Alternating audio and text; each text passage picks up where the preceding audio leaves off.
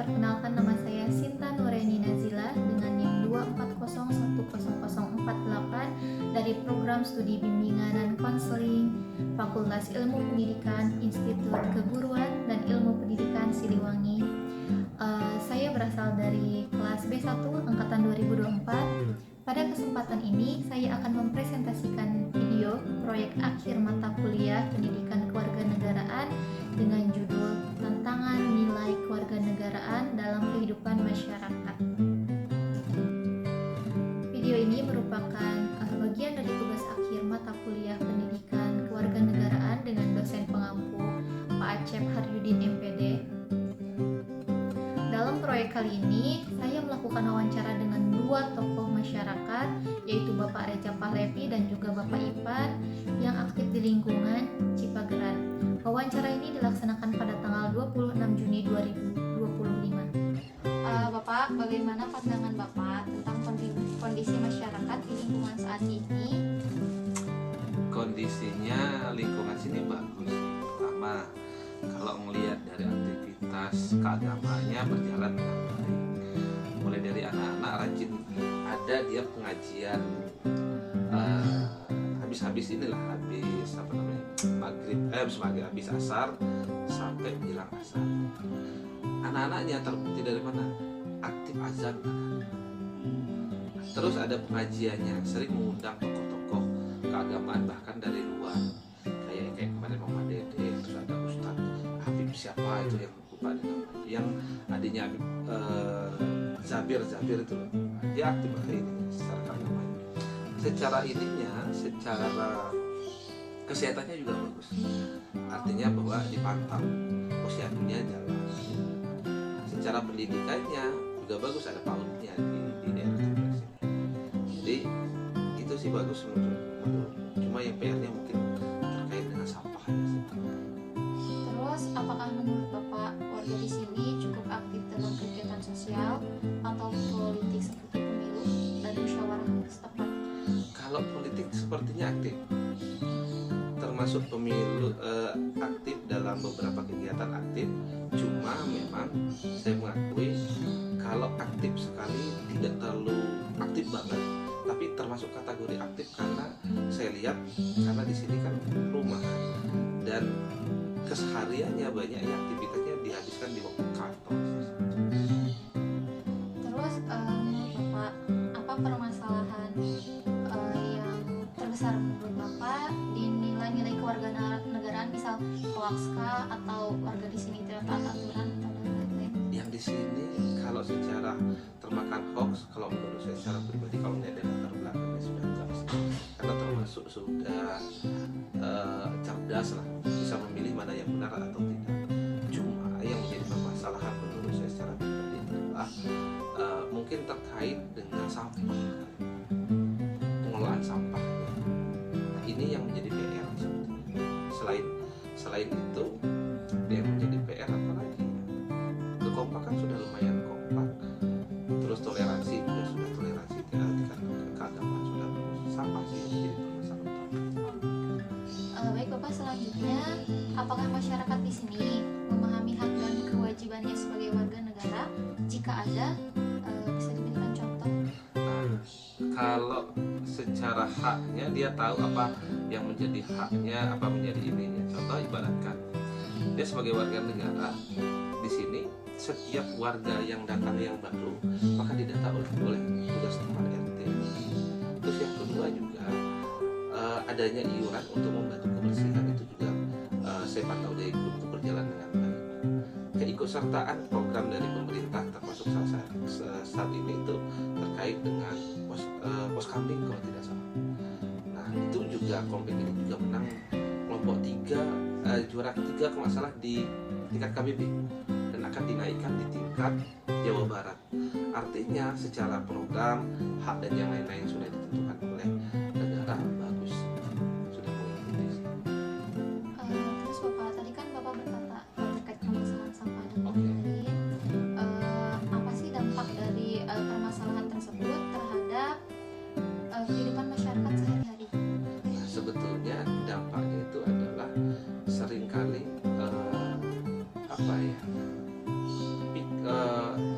pemikiran yang irasional sih menurut. Pemikiran irasional itu adalah karena sampahnya tidak diambil, bisa hampir 2 atau 3 minggu sekali bahkan, itu sudah ini. Nah, sehingga pikiran-pikiran warganya itu sudah negatif saja terkait dengan pemerintah setempatnya. Ada apa nih? Itu yang berdampak di pola pikir. Oh, baik. Terus menurut Bapak, apa yang sebaiknya dilakukan untuk mengatasi masalah tersebut? Nah, yang harus dilakukan adalah menurutku secara pribadi. Di sini ada sudah mulai ada pemisahan terkait dengan sampah organik dan non organik. Tapi lebih bagus lagi adalah kalau itu diperbanyak. Contoh, ada metode-metode lain yang mungkin mangkut dan diperbanyak aja sehingga sampahnya tidak terlalu banyak. Yang kedua adalah mungkin pengangkut sampahnya kali yang harus lebih aktif, komunikasi pemerintah dengan pengangkut sampah. Karena kalau saya lihat tidak terlalu semangat 45, artinya masa mengangkut lama dan banyak istirahatnya, itu yang saya lihat, sehingga tidak terlalu optimal. Oh, baik Bapak. Terus pertanyaan terakhir Bapak, apa harapan Bapak terhadap generasi muda terkait kewarganegaraan? Kalau harapan saya adalah yang pertama, satu, jangan lupa sejarah. Artinya jangan lupa sejarah itu kita harus tahu silsilahnya, siapa yang berperan di bagaimana kita masa lalu dan bagaimana harapan kita ke depan. Maka negara tidak akan maju sebetulnya kalau seandainya anak mudanya itu tidak bergerak. Anak muda artinya bergerak itu pada poros yang benar, tapi benar saja menjadi kurang apabila waktunya juga kurang pas. Oleh karena itu, maka kalau ada masukan, maka diberikan masukan. Apa yang menjadi masukan jangan hanya sekedar masukan, apa yang bisa dia ubah saat ini menjadi hal yang praktek secara langsung harus dilakukan dari diri sendiri sehingga berimbas pada masyarakat. Itu aja sih. Baik Bapak, terima kasih. Terkait rukun antar tidak mengganggu tetangganya gitu ya. Jadi itu kan kewajiban setiap keluarga ya. Memang mereka sudah menjalankan apa yang menjadi kewajiban mereka sebagai warga. Lalu Pak, apa dampak dari permasalahan tersebut terhadap kehidupan masyarakat sehari-harinya terkait yang sudah Bapak sampaikan tadi? Permasalahan mana terkait hak dan kewajiban? Iya, terkait dengan hak dan kewajibannya. Ya dampaknya pada akhirnya kita antar tetangga jadi semakin rukun, semakin akrab gitu ya, semakin saling membantu dan ya solidaritas terus kekompakan gitu ya antar rukun tetangga itu jadi makin bagus dan makin solid.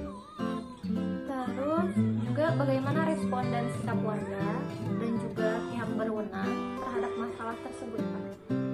Responnya ya saat ini bagus. Terhadap generasi muda terkait kewarganegaraan. Harapannya ya mungkin untuk menjaga nilai-nilai gitu ya, untuk mempertahankan budaya itu sangat penting untuk generasi muda gitu ya. Bukan hanya kewajiban generasi muda tetapi sebagai orang tuanya juga kita mempunyai kewajiban untuk melestarikan itu gitu ya, mewariskan kepada anak-anaknya terkait hal-hal yang memang harus dijaga. Baik Bapak, terima kasih atas kesediaannya.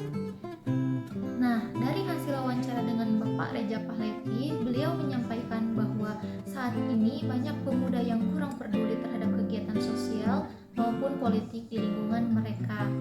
Beliau juga menyoroti masih banyak rendahnya literasi digital masyarakat sehingga mudah terpengaruh oleh hoax. Selain itu juga banyak warga yang belum memahami hak dan kewajibannya sebagai warga negara. Sementara itu, Bapak Ipan sebagai tokoh masyarakat menambahkan bahwa masih ada warga yang belum memiliki dokumen administratif seperti EKTP karena tidak tahu akan prosedurnya selanjutnya, yaitu prosedur prosedur dalam musyawarah warga juga terbilang sangat rendah karena adanya komunikasi antar warga serta pengurus RW yang belum berjalan secara optimal. Dari kedua wawancara tersebut, saya merangkum ada 4 permasalahan kewarganegaraan yang utama. Yang pertama yaitu apatisme warga, khususnya generasi muda terhadap kegiatan sosial dan juga politik. Yang kedua yaitu kesenjangan dalam literasi digital yang membuat masyarakat rentan terhadap informasi yang palsu.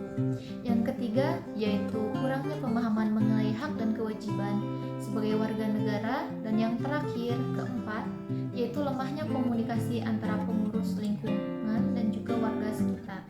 Tersebut solusi yang bisa saya tawarkan antara lain mengadakan pelatihan kewarganegaraan berbasis komunitas khususnya mengenai hak dan kewajiban warga. Selanjutnya yaitu membentuk forum warga secara rutin untuk mendiskusikan isu-isu lingkungan dan juga kebijakan lokal. Melakukan kampanye literasi digital yang berfokus pada pencegahan hoaks dan penggunaan media sosial yang sehat.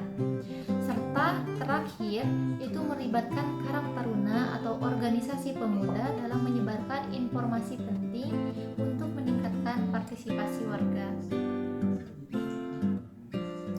Sebagai penutup, harapan saya adalah agar generasi muda bisa menjadi motor perubahan dalam membangun masyarakat